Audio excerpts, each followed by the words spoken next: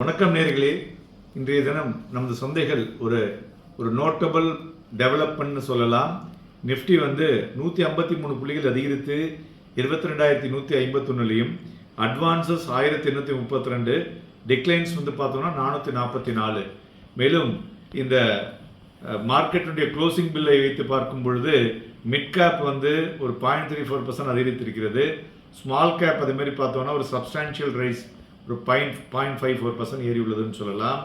இன்றைய தினம் market dynamics இந்தியனுடைய volatility இண்டெக்ஸை பார்க்கும் பொழுது 1.45% இறங்கியிருக்கு.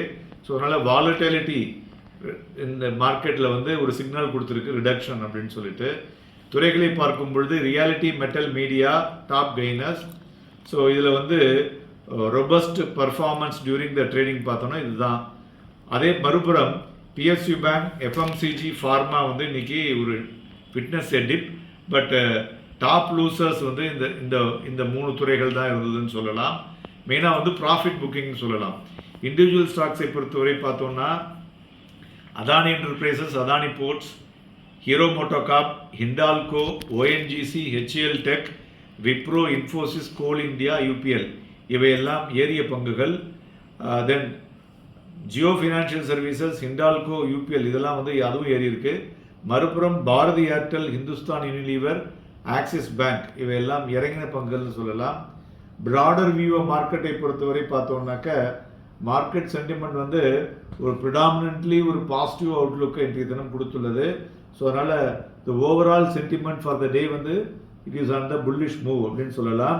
அதுபோல் எக்ஸ்டர்னல் கமர்ஷியல் பாரோவிங்கில் பார்க்கும் பொழுது அவங்க என்ன சொல்லியிருக்காங்க, இன்ட்ரெஸ்ட் ரேட் கட்டு இந்த சம்மருக்குள்ளே 2 டைம் இருக்கும் அப்படிங்கிறத வந்து தெரிவிச்சிருக்காங்க.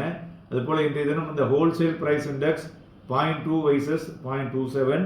தென் ஃபிட்ச் அந்த கிரெடிட் ரேட்டிங் ஏஜென்சி என்ன சொல்லியிருக்காங்கனாக்க, ஸோ எக்ஸ்பெக்ட் RBI வந்து ரிசர்வ் பேங்க் ஆஃப் இந்தியா வந்து ரேட் கட் வந்து 50 பேசிஸ் பாயிண்ட்ஸில் ஜூலை டு டிசம்பரில் இருக்கும் அப்படிங்கிற விஷயத்தை சொல்லியிருக்காங்க.